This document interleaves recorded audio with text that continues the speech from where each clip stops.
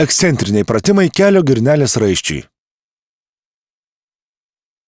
Yra du būdai atlikti pratimus – su abiem kojom iš karto arba atskirai po vieną koją. Pradinė padėtis. Kojos praskiestos klubų plotyje. Lėtai tūpkite. Nugara turi būti kiek įmanoma tiesesnė. Keliai neturi išsikišti toliau už kojų pirštus. Kad geriau išlaikytumėte pusiausvyrą, pratimą galite atlikti nugarą atsirėmę į sieną. Grįžkite į pradinę padėtį.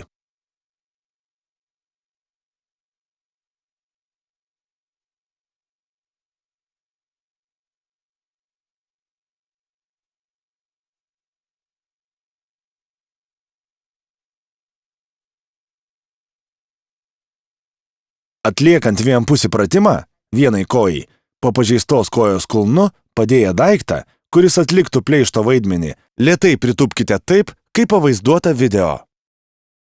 Rekomenduojama, kad pleištas būtų 25–35 laipsnių kampu.